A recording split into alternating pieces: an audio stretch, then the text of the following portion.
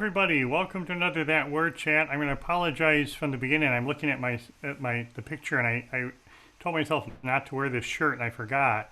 If it on my camera, it's got that funny thing going on, so just look away if you need to.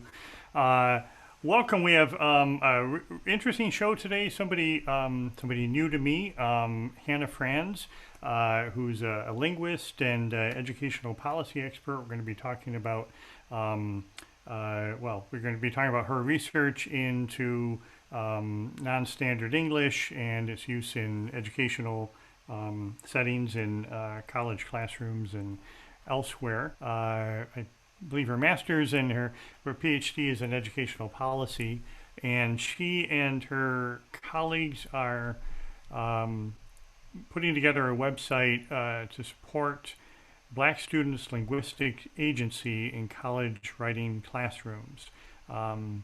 And she's at the Virginia Commonwealth University. So welcome, Hannah.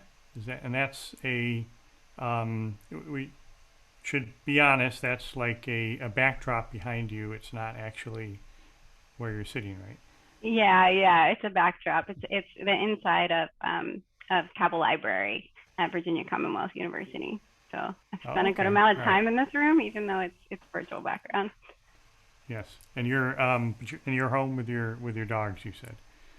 Yes, just one dog. Just one. Oh, okay, yeah. Good. Mm-hmm. So no dog fights or anything. No. To worry about. So tell us about. Can we start with what the project you're working on, and can you tell us what that is and what the idea is of that? Yeah, definitely. So the project is funded by the Conference on College Composition and Communication, which is also known as the 4Cs, which is the largest, I believe, professional organization for composition researchers, writing studies researchers, and also composition and writing instructors at the college level. And so it's a 2-year research initiative grant that goes through May 2022. I have several collaborators on the grant. My co-principal investigator is Dr. Ann Charity Hudley at the Graduate School of Education at Stanford University, where she's just starting at Stanford next month. So she's at their School of Education, but her doctorate and a lot of her background is in linguistics as well. We are creating, as you said, a website. The name of the website is Students Write to Their Own Writing. And it should we plan to have it published initially at the end of the summer. So by the end of August is the plan. It's called Students Write to Their Own Writing because it's based on, that name is based on Students Write to Their Own Language. Are you familiar with that statement by any chance? No, I'm not, no. Yeah, it's a position statement from the 4Cs. It was written in 1974, and it basically says, so it's decades old, but it's very relevant. A lot of writing scholars continue to cite it and talk about how best to implement it. The statement basically says students have the right to their own language in our writing classrooms, and a lot of it was based on research by linguists like Geneva Smitherman and her work on African American English. So that's where the title of the website comes from, and our focus with the website is really on practical examples that make that position statement more real. A lot of the reason we're continuing to talk about it and the statement's yet to be fully realized has to do with a focus on kind of like the theory and the background, but less focus on what does this actually look like to give students the right to their own language in like my actual classroom on a daily basis. Mm-hmm. Right. So what does that mean when we say right to their own language? I mean, I think let me be the opposite viewpoint is that people when they hear that, they say, oh no, they're going to college to learn standard proper English, the way I speak, everybody should speak. And so what is that? Why do we believe that there is an inherent right to people's own language? Yeah, definitely. So a lot of that kind of, or what I've seen as some impetus behind that, students need to learn standardized English, that's why they're here,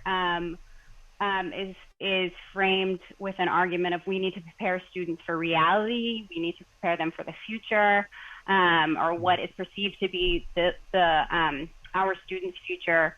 And a lot of times, when people use that argument, it's contrasted with valuing variations like African American English as more aspirational and out of touch with reality.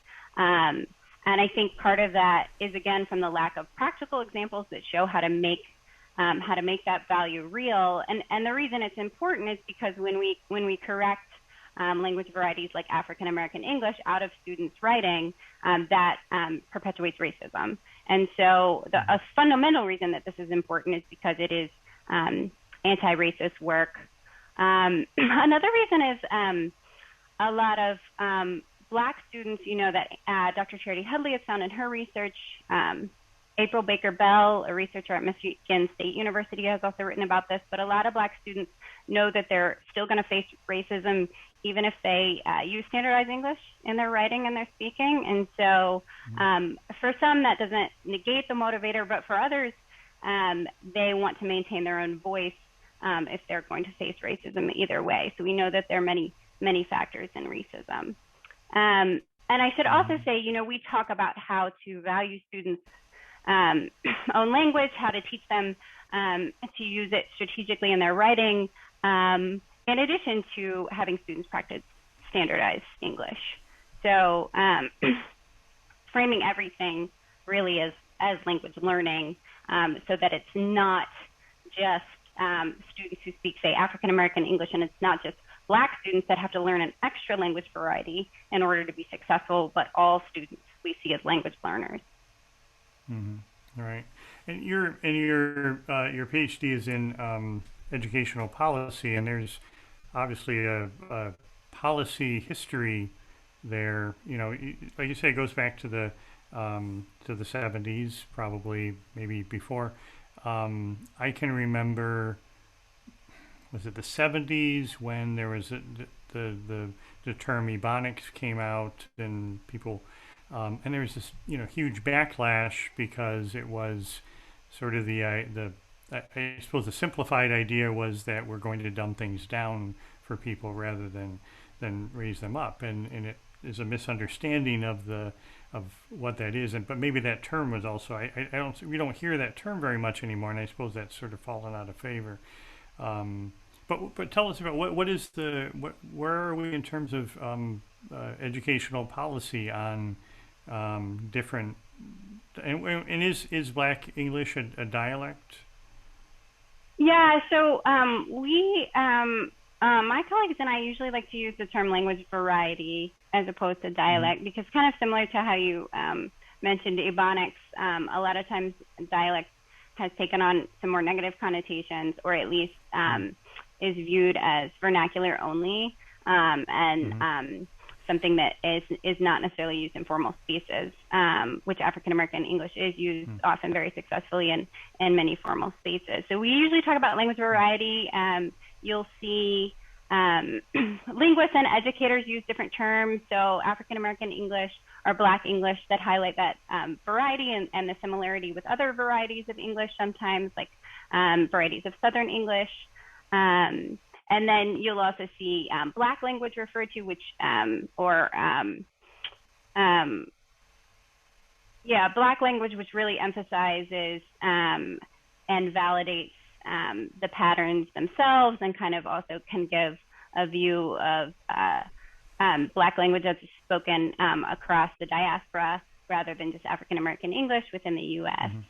But in terms of current policy, so I'm really, my background, originally I have some background in K-12, but have really been focused on higher education in recent years. And the newest kind of statement, this is also from the 4 Cs, came out, I guess it's been about a year since it came out. It's called I guess I shouldn't call it a statement because I think it's called, this ain't another statement. This is a demand for Black linguistic justice, written by a committee on, let's see, I think I have their name here, Special Committee on Composing a 4C Statement on Anti-Black Racism and Black Linguistic Justice.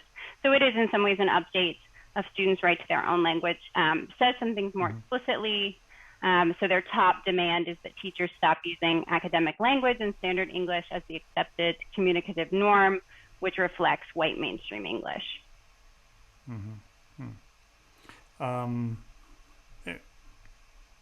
So you see as the norm, but there's, yeah, I guess that's the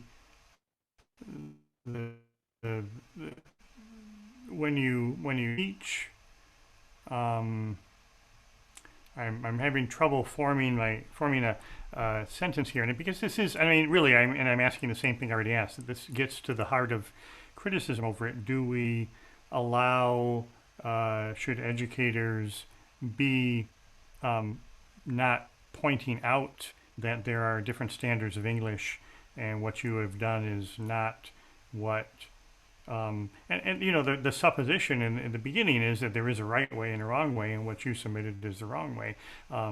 But is there, you know, so how do I as a teacher in the classroom deal with that? Yeah, that's a great question. I can give a few examples, which I think might be helpful. So a lot of the examples we give on the website are about comments you would make directly on a student's paper. And we recommend using comments that use explicit description and strategic questions, as opposed to like direct correction or prescription. So also on the website, when we go through these examples, we go through them with different, we would say like levels of features. So we look at like different grammatical features, both syntactic and morphological, also organizational styles, things of that nature. So one grammatical example is a feature called Preterit had, which is a feature of African American English, which we see in college student writing. So had, right, the auxiliary verb is used often in standard English, like in a past perfect sense. So like if I said something like, when I got there, he had already left, the had there indicates that that happened, you know, before I got there, but they're both in the past tense. Preterit had uses had in the simple past. So I might say like, I had got there, I had knocked on the door, he had opened the door. And I think it's a linguist, Lisa Green, who also calls this innovative had. So we see it also in the example of the phrase, what had happened was. So when I say what had happened was, that indicates I'm about to start a story here. Sometimes to some speakers might indicate it may or may not be true, but you need to hear what I'm about to say. So there's more than just a grammatical meaning right behind the had there. So you can see if a teacher corrects it and crosses it out, or I've seen instructors replace it with like then, what happened then was, that totally changes the meaning. From my intended meaning with what had happened was. So another reason this work is important is because of meaning preservation that we find in language variation. And so what we recommend is something like if a student writes using Preterit had in a paper, using that explicit description. So we might write something like, this African American English grammar pattern is known as Preterit had or innovative had, giving it a name and things like that, and naming African American English can be very validating for students. So show this isn't a random error, this is what the variation is. And then we like to recommend saying the function as well, right? So it can be useful for indicating a pivotal point in a narrative, which is what you're doing here. And then we can show what like a standardized English version would be, right? And so that's what I mean when I say like we're not leaving standardized English out, we're not ignoring the features, but we're pointing them out, showing the difference. And then the really important part is giving the students the tools for making those linguistic decisions. So not telling them what to do. Right. Interesting. So, and yeah, and I think that it's easily dismissed to say this is wrong, when it's actually, it is following a pattern, is following a grammar that's actually sophisticated. I used to think I lived in the Upper Peninsula of Michigan. Everybody said use is the plural for you. You know, we have yous, yins, y'all. It's considered simply we say, oh, that's not right. That's not English. That's not the way you do this. But in actuality, it comes from, there's a background to it. There's a speaking pattern, probably a native language that was brought over here, where that's done, and it's a completely legitimate way to speak. Only it's not what maybe is in certain textbooks. So so when you when this happens in the classroom, is there any teaching of that going on rather than outside of linguistics classes? Are those patterns is there space to teach that in an English class? Yeah, that's an interesting question. So in college writing, it varies in general how much attention is spent on grammar generally. And so a lot of instructors find that they don't have a lot of room in the curriculum to talk about grammar and mechanics because they have other things that they need to get done, and there's an assumption that students have had that in high school. And that's the case even when instructors, we found in research, comment on grammar a lot on the paper, even if it's not necessarily tied to instruction. Now, that's not always the case, but it's already a limited focus on grammar, so the focus on something like African American English is going to be even rarer. Right. So we kind of give some advice on the website about how to incorporate that, especially, acknowledging the reality of writing instructors and how busy they are. Right. Okay.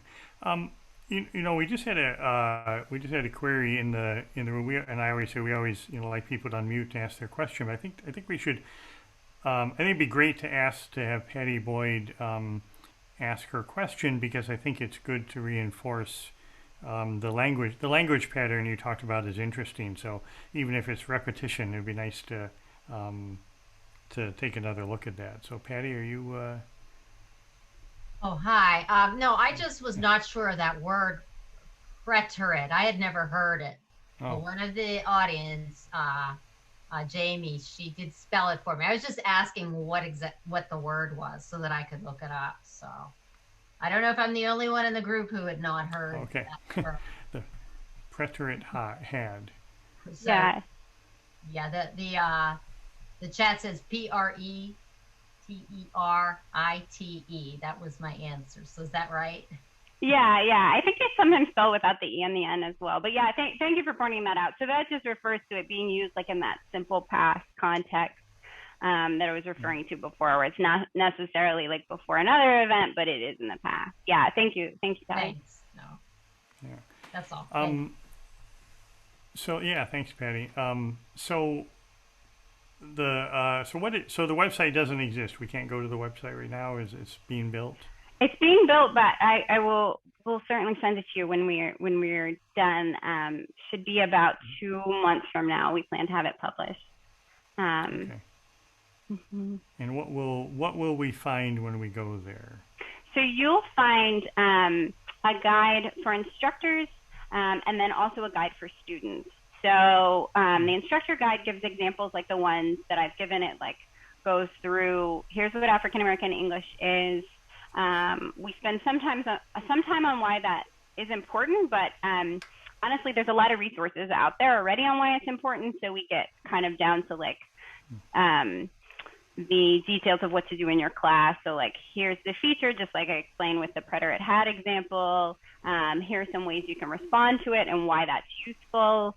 Here's some ways we don't recommend responding to the feature for different reasons. And then the student guide also focuses on practical examples. A lot of those are questions to ask your professor so that you can advocate for the right to your own language, or so that you can kind of navigate the whole process of having your writing graded while using your own voice. So we frame those questions in terms of whether they're good to ask in office hours or one-on-one writing conferences or in class. That's our main focus there. We do also have some questions that students can think about to help them make those strategic decisions about their language patterns that they use in their writing. And then we also have, we'll have some infographics there, especially on the instructor side, to kind of help illustrate the main points of certain features. So one for grammar, one for organization, one for pronoun choice, I believe. And then we're working on building a section with further resources. And then also a section where readers can find, both students and professors can find writing in African American English across genres. So fiction we see used a lot, but also we're working on building some nonfiction examples into there as well. Mm-hmm. Okay. And you mentioned Southern English. Is it, how much of the website is it mostly African American English? Is it, what is the term? Black English, African American English? We usually use, my colleagues and I usually use the term African American English, but you'll see Black English as well. You'll see Black language, African American language, and sometimes there are kind of nuanced differences there, and sometimes they refer to the same variety. And then Southern English typically refers to varieties spoken in the South traditionally and historically by white people in the South. Mm-hmm. Is there a lot of overlap? Yeah, there's overlap, especially in pronunciation features. In writing, some of the overlap will be realized in, I'm trying to think what would be some examples, some examples with variation in certain suffixes, and then, multiple negation, that's one. So double negative, that's one that's common in both varieties, that we see to some extent in student writing. So there is overlap, yes. Go ahead. Yeah, double negation is also interesting because it's that's one of those things that I think the reaction is that's absolutely wrong because it's illogical, and yet there are many languages that use double negation, and there is the emphasis side of it. So it's interesting. I mean, it's interesting just to learn the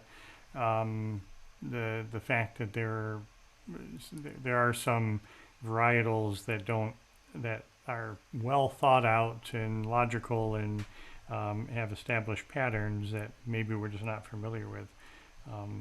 So will the website be other varieties of English also, or is it mainly going to be Black English? So the website is focused on Black English. That's our focus for the website. Dr. Charity Hudley, some of her previous work for K-12 teachers has focused on African American English and Southern English. My dissertation work, which motivated some of the website, looked at some of the features we were talking about that come across both varieties, as well as those that are unique to African American English. But the website is really for supporting Black students. That's our goal. Okay, so we should acknowledge I'm clearly white. We're two white people talking about this. What was your motivation, and how did you get into this area of research?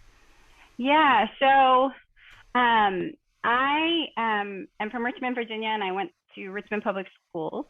So it starts back there. I as a white student, attended several schools where most of the students were African American, and kind of witnessed and participated in what we in education call tracking, where a lot of, if not most of the white students were pulled into gifted classes and honors classes.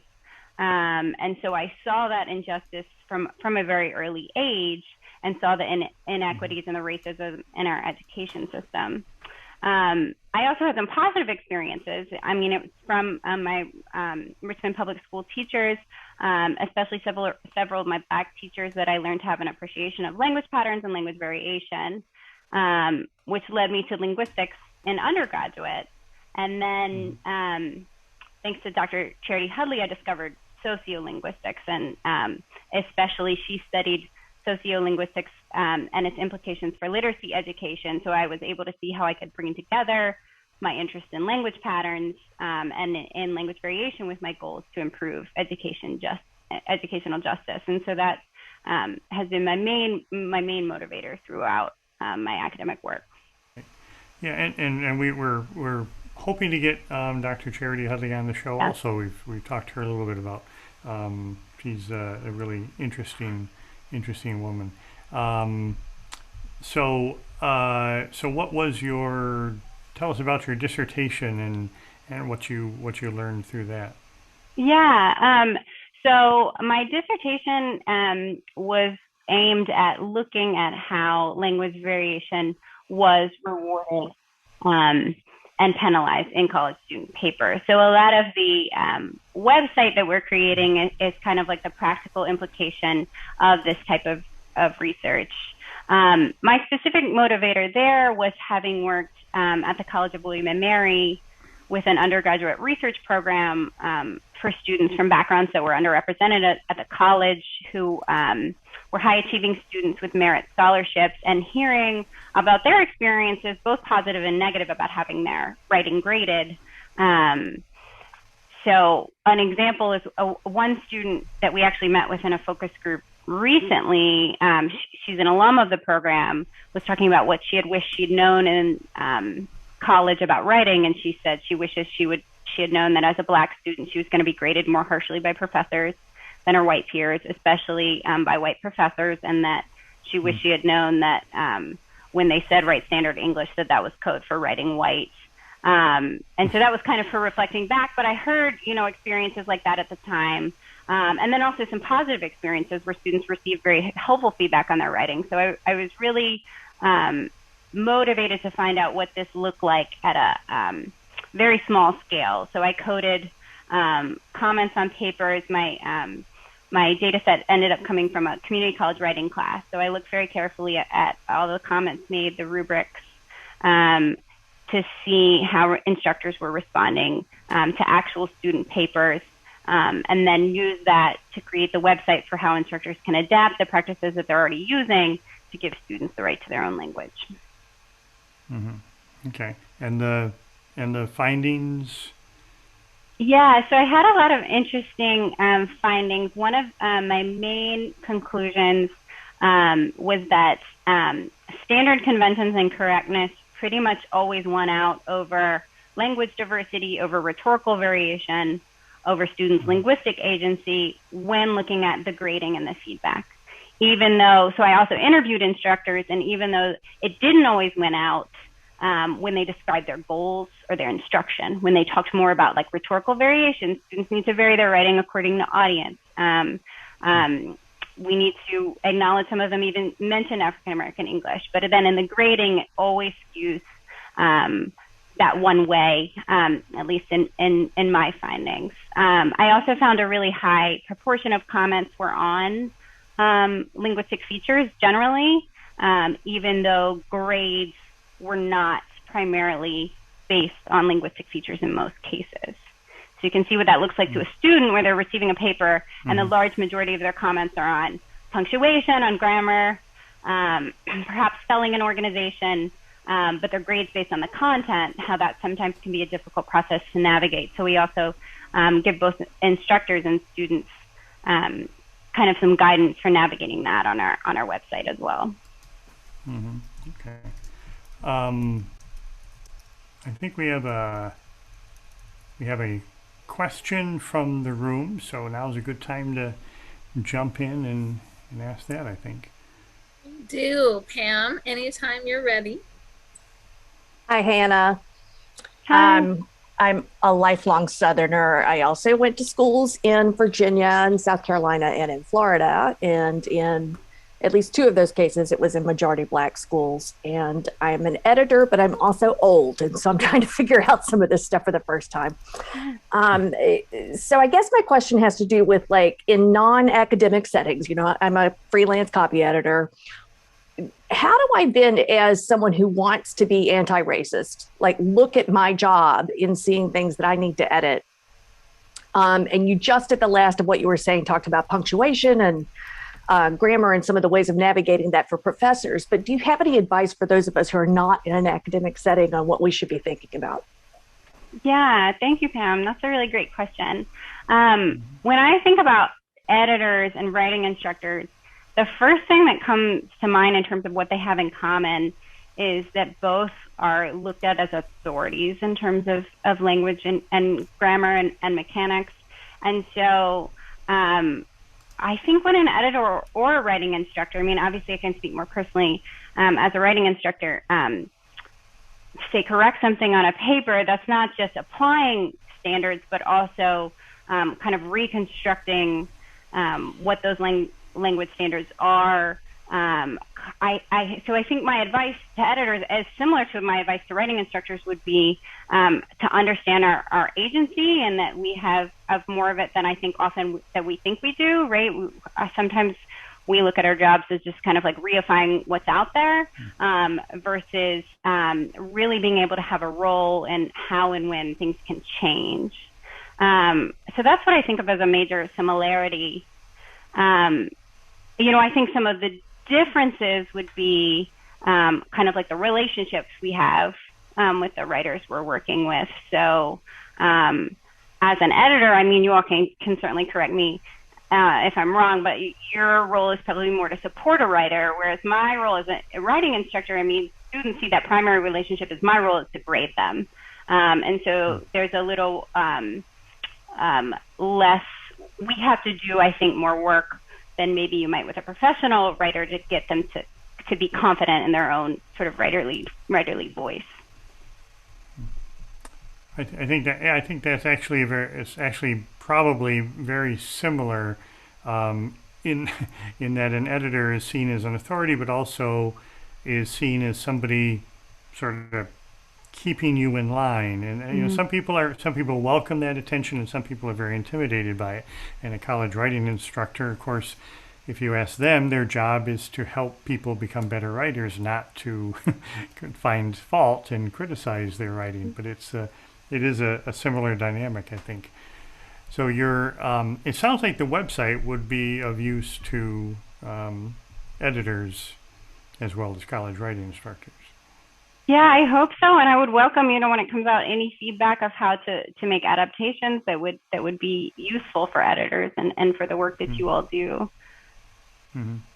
Well, it's interesting you talked about editors' agency, and there is sort of the basic job is to apply Chicago style or AP style or APA style to a particular thing, and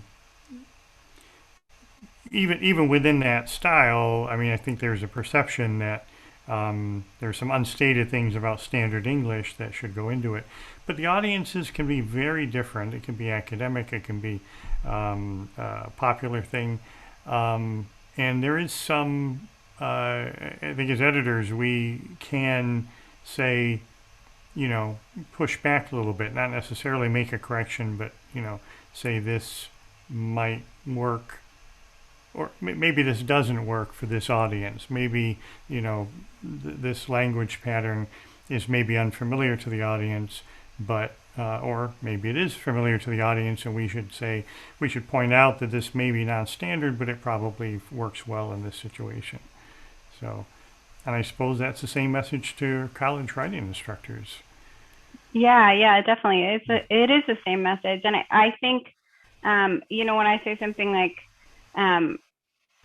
we as writing instructors have more agency and even more autonomy than we think we have, sort of like, as you mentioned, kind of those unstated conventions. I think sometimes we think we have to correct or prescribe certain things because we see our colleagues doing it, or because that's what was done to our writing. But we really can have that role in kind of like pointing out how variation works rhetorically.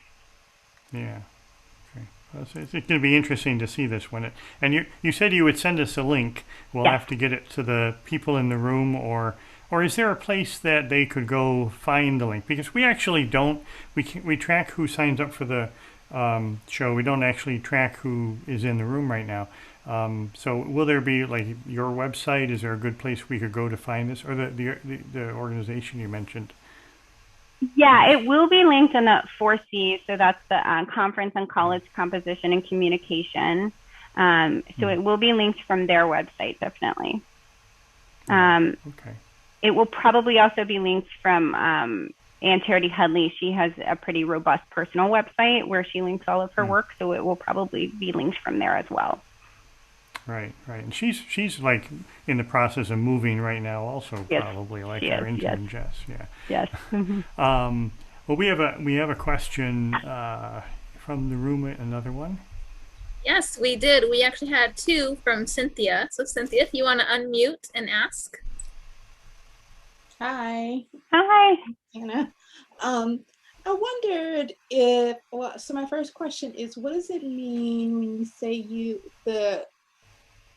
intent is to have the students use their language strategically?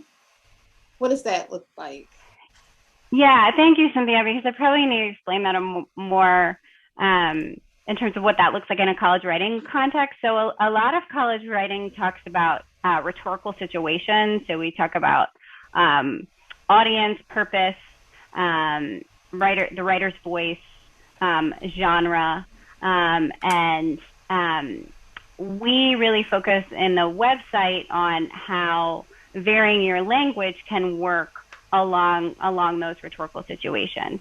And it actually contrasts with how rhetorical situation is usually taught, because it's usually taught pretty prescriptively, right? Like, this rhetorical situation is X, you're writing for an academic audience, which means you need to do A, B, and C, as opposed to a little more dynamically. So I can give an example if that would be helpful. Sure. Yeah, so there's one feature used in student writing that a lot of researchers on African American English and college student writing have written about. Actually, it's a set of features. It's an organizational style, topic association and circumlocution. What they have in common is that they usually make implicit connections rather than stating out things for the reader. So the thesis is oftentimes implied, connections between topics are implied. And so this style is considered, like, to a lot of writers who use it and readers who find it engaging, to not dumb down for the reader, to engage the reader in the writing, to not state the obvious. And so this has been found in a lot of African American English speakers who are students starting from grade school up through college in their writing and their discussion in class.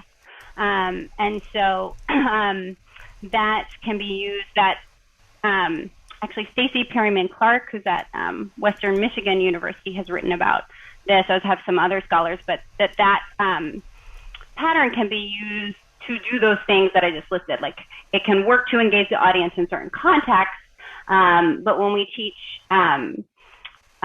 student writers to be strategic, we teach them that sometimes they might want to use a different organizational pattern as well without putting the two in the hierarchy. So you can see how this pattern is pretty different from what a lot of, like, academic college writing teaches, which is have one thesis, state it explicitly, state it early, connect everything to it explicitly, connect everything to each other also explicitly. And so we might reply to a student who's using this pattern to kind of point out that these are different styles, and sometimes you might want to use one versus the other. And so we stay strategic in terms of having students think critically about it rather than just applying patterns they see and assimilating to what they're told by the instructor, but really thinking critically about which of those organizational styles do I want to use here.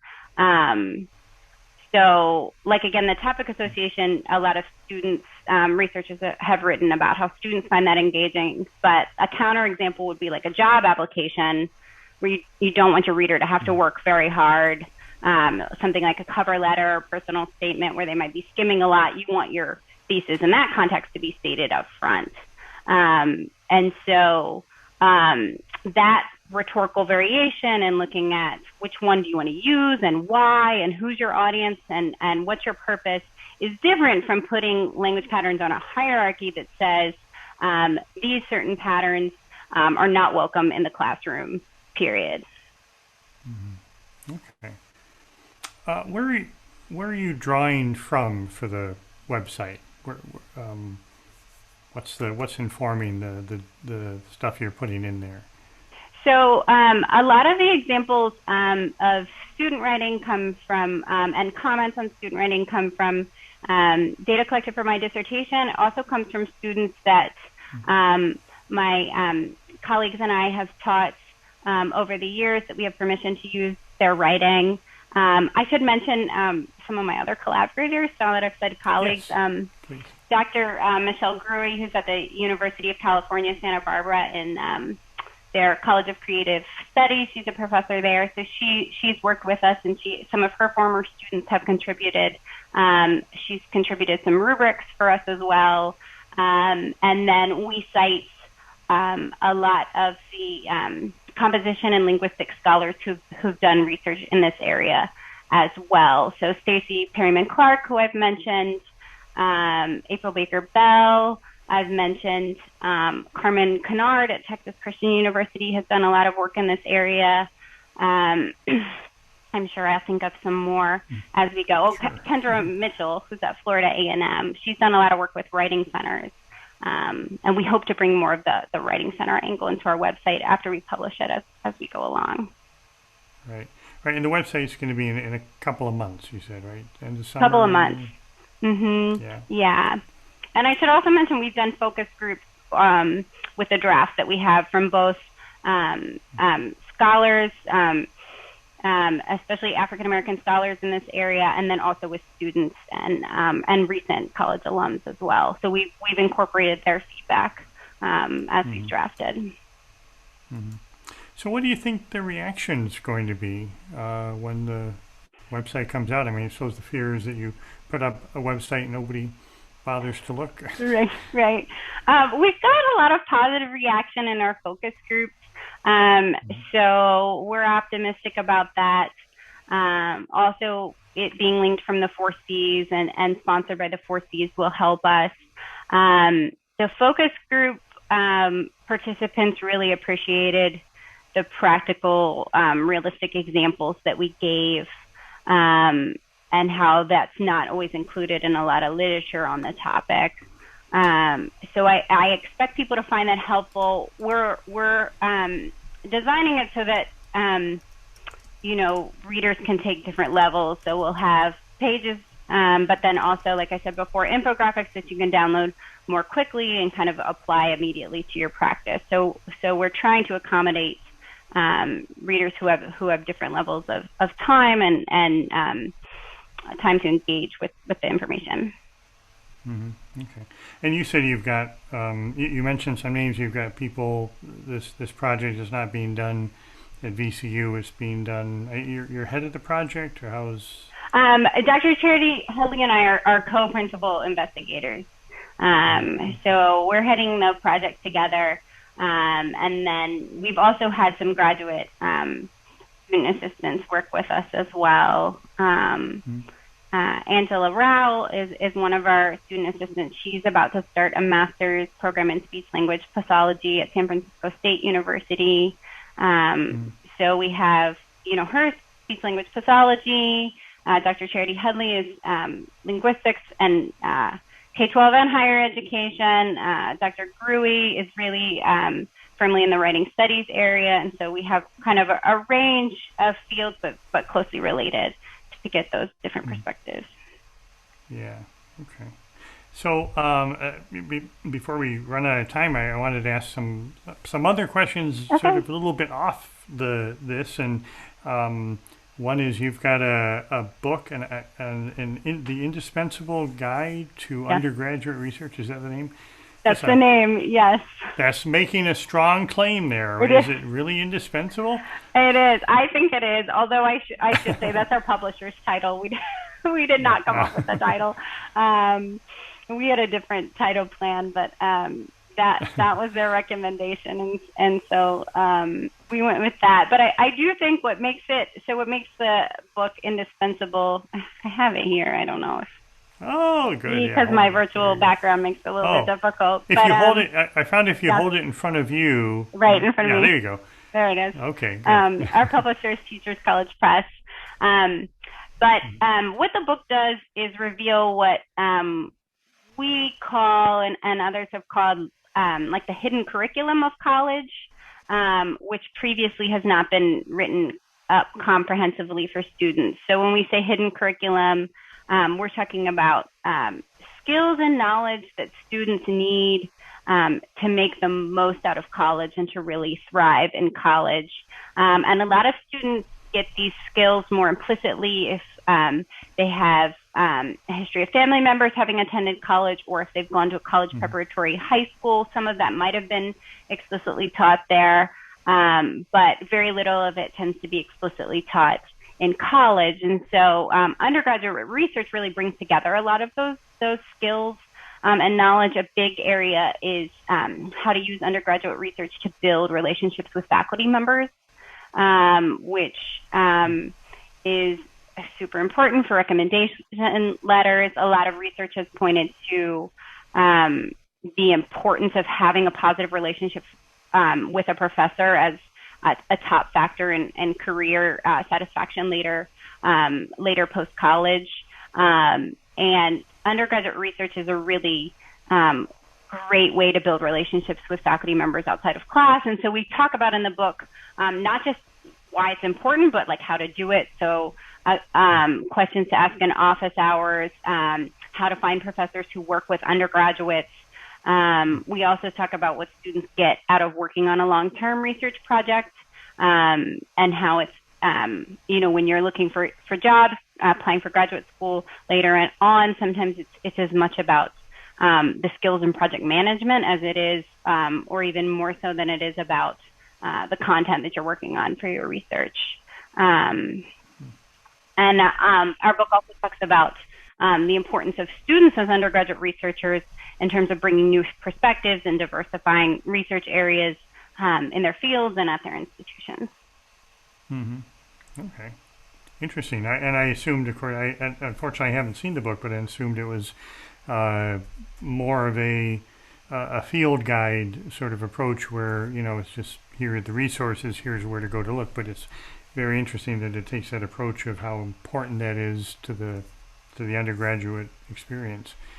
And your day job is director of the Focused Inquiry Learning Lounge at Virginia Commonwealth. Yep. What is the Focused Inquiry Learning Lounge? That is a great question. So I'm in a department called the Department of Focused Inquiry, which is a department that is general education. So we teach classes that pretty much every student has to take, every undergraduate. They are a mix of introduction to college writing and what we would call like a first-year seminar experience, where students at our university, which is very large, have the opportunity to take a class that's smaller, where they get to know their peers, they get to know their professor. So that's what the department is. And my role in the Focused Inquiry Learning Lounge, or the PHIL, is to create programs and resources to support the students in our classes. And so this is a new role I started in fall 2019, and I'm the first person in this role. The primary thing I've done is create a peer education program. So we find, I was talking about building relationships with professors and how important that is, but a lot of students, for different reasons, are hesitant to just go and start up a conversation with their professor, or they don't know how to do it. And so peer education can be an important kind of liaison there to kind of guide students making relationships with professors. It's also really important at a school like VCU, which VCU is a predominantly white university, but even so, we're at about, I think, 50%, maybe a little less percent white students. But on the other hand, our faculty much less diverse. White faculty are greatly overrepresented, and so having peer education is important so our students can see and receive academic support for people who look like them. And a lot of that relates to some of the material we'll have on the website as well for the student guide, questions to ask in office hours, things like that. That's what a lot of our peer mentors in the program help students with. So there's some there is some overlap here between your work on the website and what you're finding in that group. What was the percentage you said was white? About half, did you say? I think it's about, I don't know, between 45 and 50%. I think of undergraduates at VCU, although, yeah, I'm not sure if that's updated. Right. So we're considered yes. Mm-hmm. Yeah. Well, I was going to say we've talked about Southern English, Black English. We haven't talked about some other. I remember a few years ago the big in terms of educational policy, what was coming out of Arizona was always interesting ideas from there. I guess you would say that. And there was there was a law about the accents of classroom. This is K through 12, I believe. Classroom teachers needed to sound American. Can you? I don't mean to put you on the spot, but is that still a thing there, or is that been updated? I haven't followed in Arizona. I do follow the research on that, and a lot of it is about language attitudes and racism more than it's about actually understanding teachers or understanding professors. So there's a lot of research to show that. Rosina Lippy Green, actually, I think your last guest had mentioned her book, English with an Accent.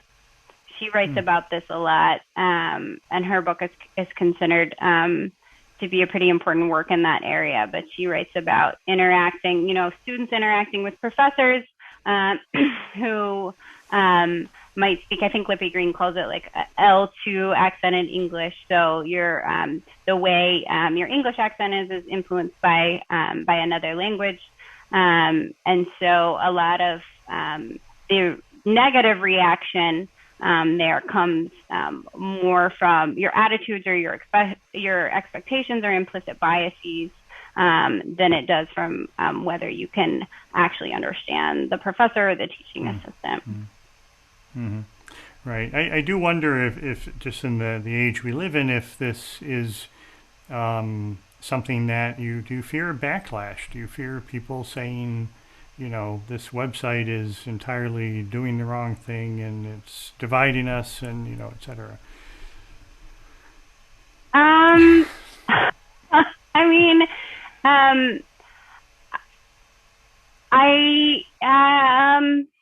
That's a good question. I don't think. Yeah. That's something you need to think about. Well, but yeah. it's there. Yeah. I think it's the work is important enough that that it's worth it. Certainly. I think contending with this idea that I think I spoke with at the beginning of what does it mean to prepare our students for what we see as their reality, to prepare them for the future. I think contending with that is the area that we need to work with and figure out how to navigate that the most, because again, it's not about not teaching standardized English, but it's about decentering it and making sure that there's room for other language varieties, and that other language varieties are seen as academic because they are, and we have evidence that they're used academically. Yeah. Okay. Well, good. Sounds like great work, and we're all looking forward to seeing the website. As an editor, I think it'll be very interesting from an editor's perspective to see some of the advice and some of the information there. And as I said, Dr. Charity Hudley, her work in this area has been really interesting and informative to me. So So I appreciate that. So I think we're just about out of time. We're out of questions. So if well, tell me one more thing. You started out last year in 2019 at a learning lounge, and then COVID hit. So there's probably not too much lounging going on. Were you able to replicate what you needed to with a online? Some of it we were, we had our peer educators had virtual appointments, and that in some ways filled a lot of needs for students who it was difficult to come on campus even pre-pandemic at certain times. So I think we'll keep up some of that even as we shift back to in-person. But I'm also really looking forward to a return to campus where we can have our workshops in person and really get to know the new students. Right. Yeah. So a couple of things to look forward to in the fall: the new website and students back in person. Right. So, well, thank you very much. It's been really interesting. I've enjoyed chatting with you. Thank you. Thank you for having me. Yeah. Okay. We'll be back in 2 weeks.